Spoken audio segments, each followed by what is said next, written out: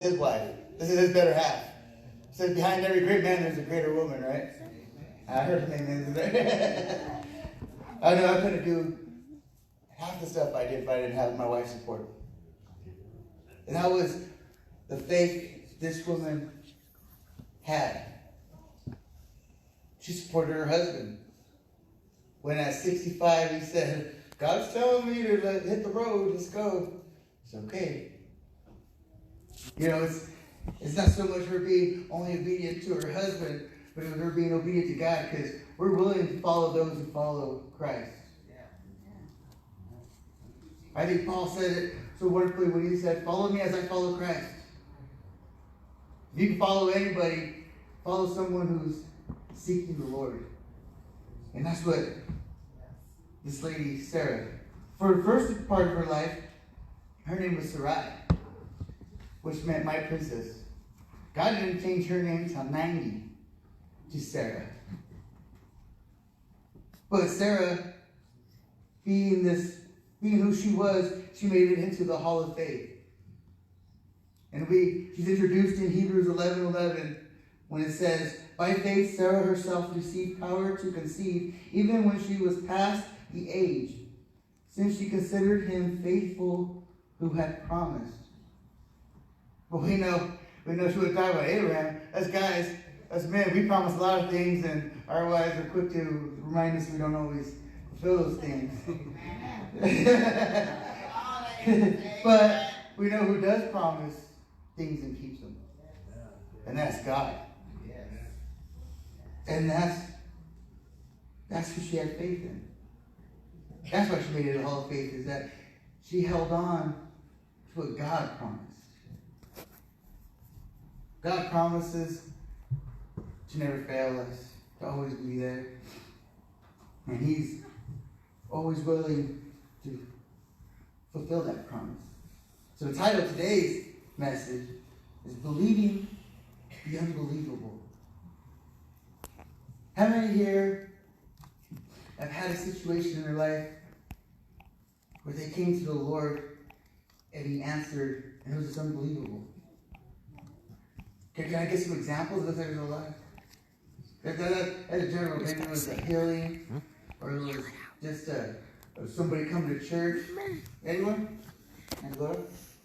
My husband he had really bad seizures, Mm-hmm. and he's been off of his since he came to church, he's been off of his medication for like 5 years. No way, praise God. That is unbelievable. I bet you doctors would be like, no way. Got off medicine and got healed. Anybody else? Don't be shy of a family. Marlene. Well, my son Matt, who was right there was, believe it or not, a time in his life when he wasn't doing that well. And just, I prayed and prayed that, his soul was already saved, but he just hadn't turned his life over to the Lord.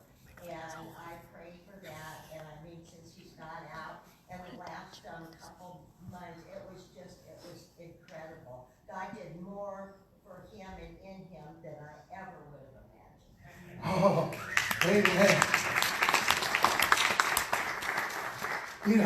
Coming to this church for this long now, I can attest that the unbelievable happens all the time. Because we have a God that we believe in, but He just does things that are just beyond our understanding. But it's okay. It says His ways are better than our ways. His thoughts are higher than our thoughts. It wouldn't be that exciting if it was just so easily believed, right? What's really cool though? It's easily received. We can receive His grace because He gave it to us. He gives it to us freely and willingly, and it's just an amazing thing. But Sarah, this lady we're talking about, now she had a situation on her hands. She was introduced in chapter 15 of Genesis, where it says she was barren. She was unable to conceive a child, and all she wanted was a child. All her life she went through thinking she wasn't going to be able to obtain the things she wanted most. And then all of a sudden she gets a conversation. Well, Abraham gets a conversation with God, and her husband comes and delivers that message to her and says, God said, I'm going to be a father of many nations.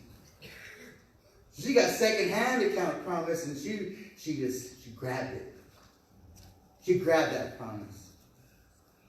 I love that kind of faith. When sometimes all they need is just somebody to give them just a glimpse of hope, and they jump on it.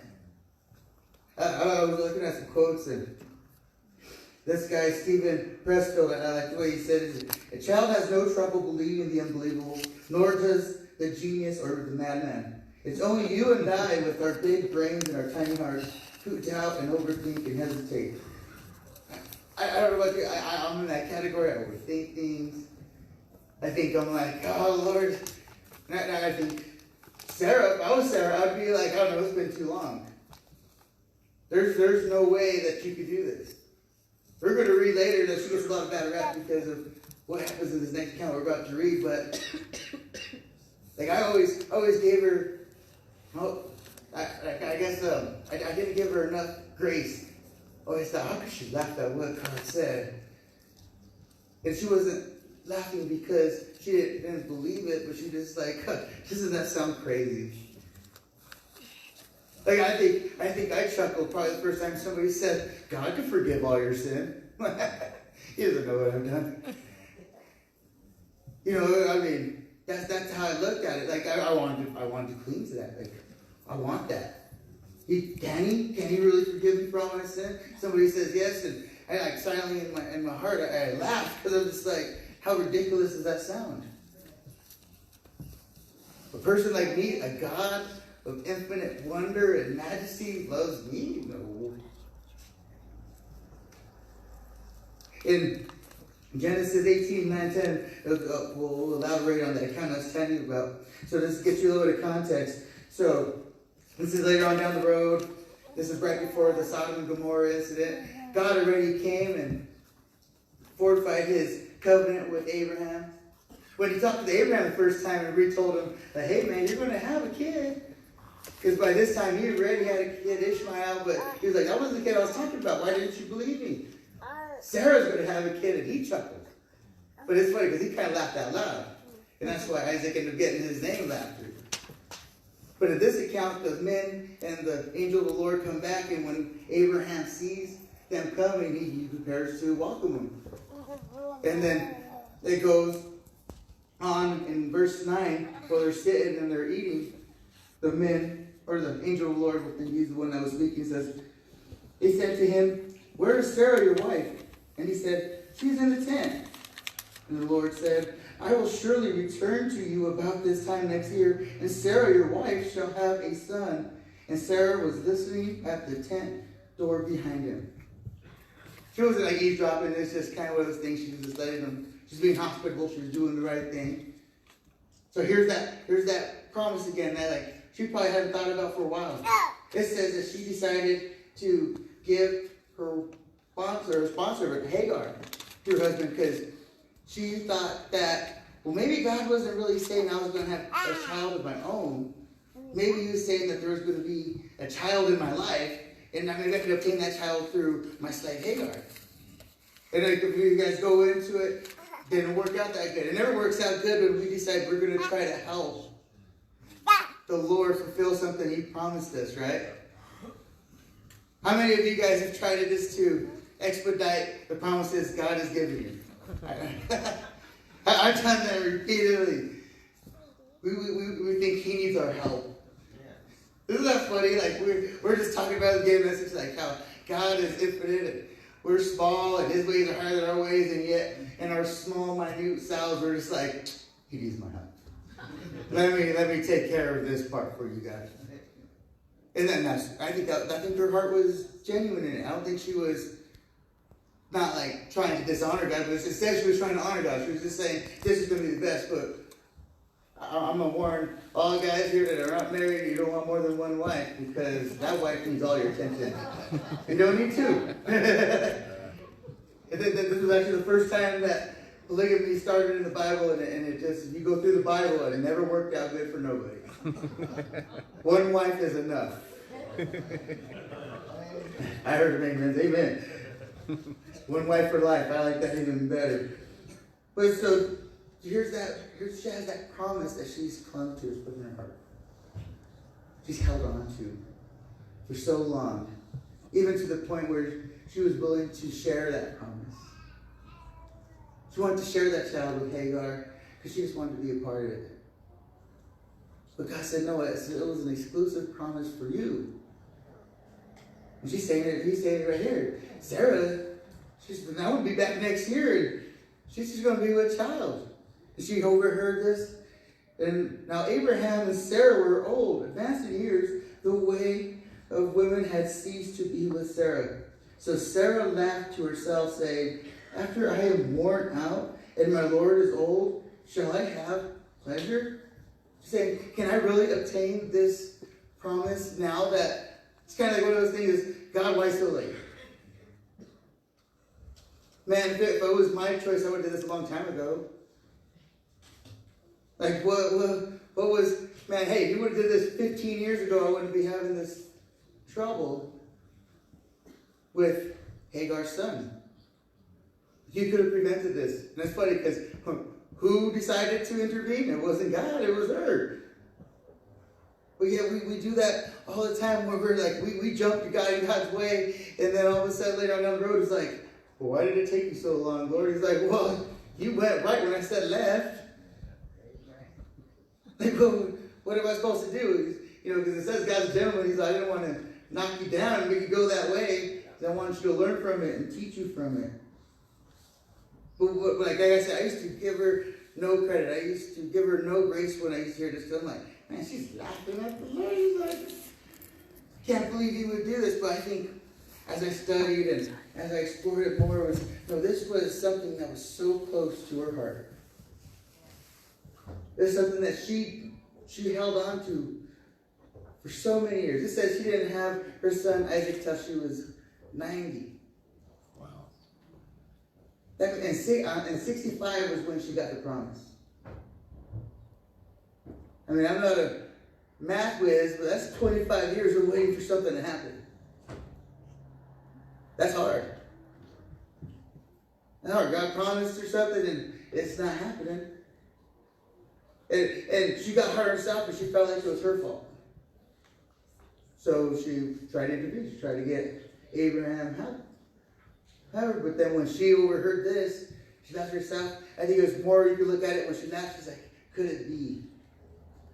Could it be? I mean, it was a mixture of like, oh, man, that would have been cooler if it would have happened right away. But I think it was a mixture of, wow, how wonderful would that be right now? How hilarious would that be when I'm hanging out with all the moms and I'm a grandma? But when I'm weaning my son, when I'm breastfeeding the baby, they're going to be looking at it like, what is going on? The Lord said to Abraham, why did Sarah laugh and say, shall I indeed bear a child now that I am old? Is anything too hard for the Lord? At the appointed time, I will return to you about this time next year, and Sarah shall have a son. Oh, imagine that. She's going, woo! She's laughing. She's thinking about this, and then all of a sudden the Lord's like, why is she laughing? It wasn't like she chuckled out loud. She laughed inside her heart. Why did she do that? Abraham's probably like, wait, what's going on? That lady fill me in. Like, did she laugh? I didn't hear nothing. But I love that verse. Is anything too hard for the Lord? Well, is it, church? Is anything too hard for the Lord? I think not. In Jeremiah it says, O sovereign Lord, you made the heavens and earth by your strong hand and powerful arm. Nothing is too hard for you. I mean, if he created everything, it's not going to be hard for him to create a child and anyone he chooses to create. Nothing is too hard for him. We confuse, because it's never in action. God's always working. We tend to confuse and interject our circumstance into the situation where we're just like, hey, well, it's not happening quick enough for me. God must not be able, or you may not be willing. But that's just a lie from the enemy. This is him trying to get in your head, trying to make you think that God is not worthy of your worship. But we know he is worthy. We know he is capable. And this is where Sarah gets a bad rap with, because she says, Sarah denied it, saying, I did not laugh. For she was afraid. He said, no, but you did laugh. And how are you going to be scared that you're showing joy? Like, I had to sit and I had to think about this, because why did she? Why was she afraid? Like, she was, I don't think she was afraid of the Lord, but she was afraid of that promise being not fulfilled, being taken back. It's kind of like one of those things is, don't promise me something, Lord, if you're not going to do it. And she was fortified in that, like, hey, if you're going to give me a child, then I can't take that heartbreak if you don't. And I think that's what she was. She was just like, oh, like it's kind of like those wants or those needs that is you don't want to speak it above a whisper, because you're like, oh, if you say it too loud, it may not happen. How many wants or needs have we had like that where, man, we don't even want to, we feel like if we say it too loud, we might just, God, might just snatch away from us, and we're scared to speak it. We're like, oh, we'll just keep this on the DL until it happens. But no, we should never shy away from this kind of laughter, this joy, this faith of a child. It says, God says, the kingdom of heaven is filled with people that have faith like children. For the heavens theirs, right? They say that, we need to have childlike faith. And hanging out with children, it doesn't matter what time or what's going on in their life. If they're joyful, it might be an inappropriate time.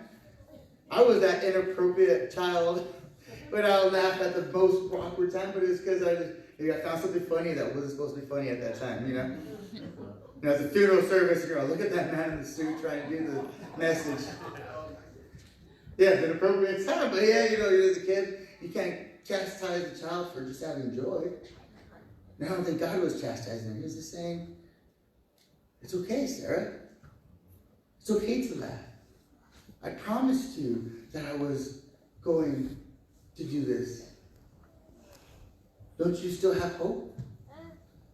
And that's one of out of all the characteristics from Sarah. Sarah had some characteristics just like us. Sometimes she was ill-willed. Sometimes she was a little self-centered. She could be mean, downright ruthless in some instances. But her other characteristics, she was obedient to the Lord. She was a good wife. She was hospitable, and she hoped in the hopeless. And she was willing to put her hope in God's promises. So we try to put our hope in God's promises.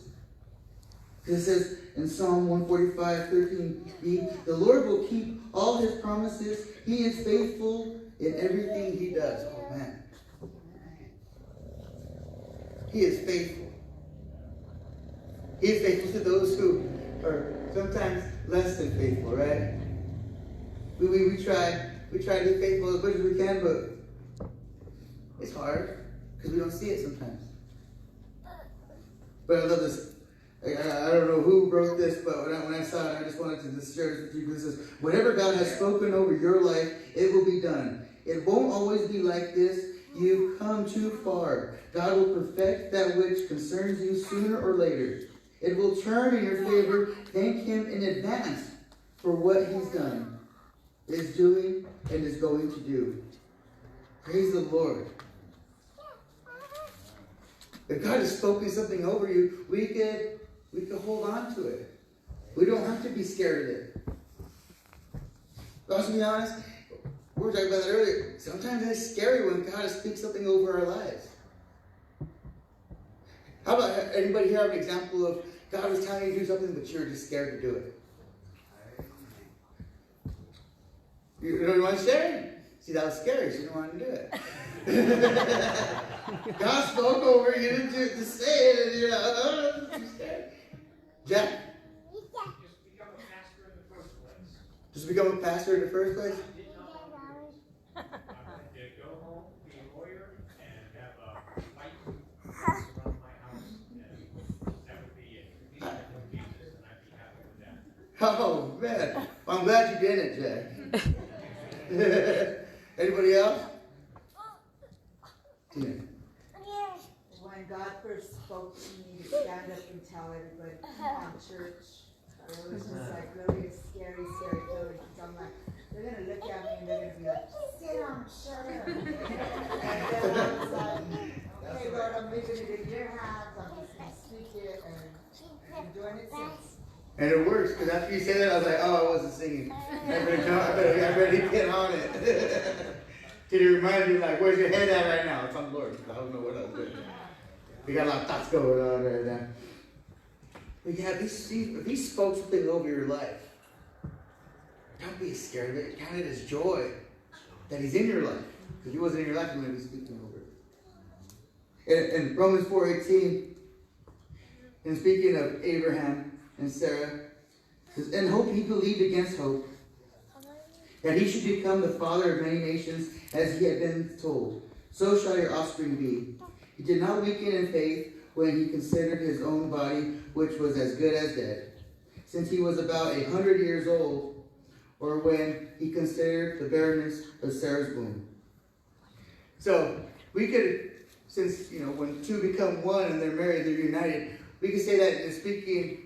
Here, Paul speaking of Abraham, but you would know that he's speaking to Sarah at that same time. It's not like he was the only one that was hoping. She was sticking with him. And she would have had that same hoping against hope. That's just crazy, because when we're hoping for something that is just so out there, we're just like, it's too much. It's too much pressure. I'm a guy that pressure sometimes get to me, and I don't tell nobody about it. I'll let everybody know all about the superficial things in my life, the things that are above, but the things that are deep within, I tend to hold down, or the things that are really, really this big in my heart, I don't share with nobody, because I'm scared to. Like I was telling you, it's scary, because once it's out there, it's out there. It says there's power in our words. I don't know if I'm saying this right, but it says like sound waves travel. They can't even measure how long they actually travel in the air once they're spoken. They live on. That's why it's powerful to speak the word of God, because it goes and goes and goes. And so we're worried because once it's out there, it's out there. And that could go for the things that we're hoping for, but it could be the things that we're scared of, that we're going and trying to give to the Lord. I was just reading in 1 Peter chapter 5 today. It said, cast all your worries to him. Cast all your worries on the Lord. And then we always joke around, we all know what all means. It means all. All your worries, not just the ones that you think you can handle, because he can handle them all. But then when you start to think, I was like, well, it's hard for me to even have that kind of faith. These people are in the Hall of Faith for a reason. Like, I don't got that kind of faith. So I turned to one of my favorite verses in Matthew, where it says, if you have faith the size of a mustard seed, you will say to this mountain, move from here to there, and it will move. Nothing will be impossible for you. I don't know if you guys ever seen this a mustard seed. My wife has a necklace on right now that has a little mustard seed on it. And it's tiny. I was like, I should show the congregation, but you guys be like, I can't see that. And I was like, yeah, that'd be a perfect example, because you can't, it's hard to see by faith. It's so small. One of God's favorite titles for his disciples were, O ye of little faith. You're like, oh, why would he say that to his boys? They were his boys. Why is he tearing them down? He wasn't tearing them down. That was just the truth. It's hard for us to have mega faith. We do have instances in Scripture where some did, but if I was honest, I have, at best, sometimes a minute faith. But that faith is enough to do the impossible, to do things that are unbelievable. It says, finish up what Paul was saying. No unbelief made him waver concerning the promise of God, but he grew strong in his faith as he gave glory to God, fully convinced that God was able to do what he had promised. You know how he continued to build his faith, even though he had little faith, even though he was hoping against hope, even though it was hard to understand why it was taking so long, is he just glorified God. And since he glorified God, God just continued to build his faith. When we don't understand, we just go to him. When we can't comprehend it, we just go to him. When we can't see him, we just seek him. We just continue to cast it towards the Lord. We just keep on continuing to give it to the Lord. Because with God, nothing shall be impossible. I see you guys like my little ant. That's how I feel. I'm like this little ant. It's funny. I used to do moving for a profession. And I was moving this lady one time, and me and my buddy were moving her stuff out of the house. And she's like, "Yeah, I just like little ants." And he just picking up all the stuff and taking it out of the house. I was like, thanks. It's just amazing. It's just amazing. I thought she was such a nice lady. She fed us and everything. I was like, I'll move you anytime. Don't call when you move. No, I'm just kidding. You call me. It's cool. I'll get my wife to help. But it says in Philippians 4:13, I can do all things through Christ who strengthens me.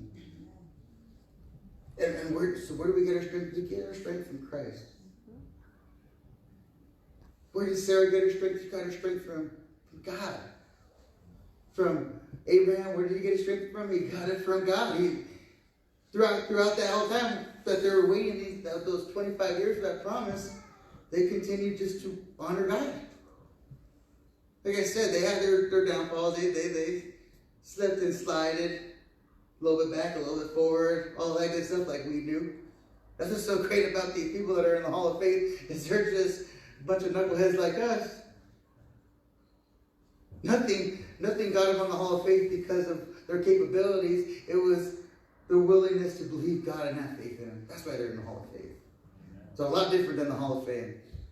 But the Hall of Fame, that's because of what they were able to achieve. But the Hall of Faith is there because of what they were able to believe. Because I can do all things through Christ who gives me strength. Replace that I. Well, I can replace that I with you, but put your name there. When you read that, you're saying it. Don't read it and be like, "Oh, Paul can do all things." No, you're reading it as I can do all things. God's saying, if my strength is in you, I can do it. What's cool is it says, through our weakness, His strength is revealed. So in a sense, the weaker you are, the stronger you are, because you can humble yourself and give it over to the Lord. If I can have you guys all stand.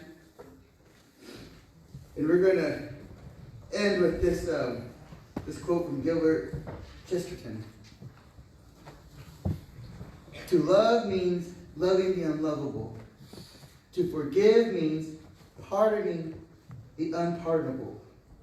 Faith means believing the unbelievable. Hope means hoping when everything seems hopeless. Church, let's live this way today. As we call up the prayer team, who is Sarah and Manuel, Eileen and Paul, Raquel, Ray, Tina, and Kenny, and we're going to call John to come do the benediction. I just pray that let's open your hearts up today, church, and I love you. Amen.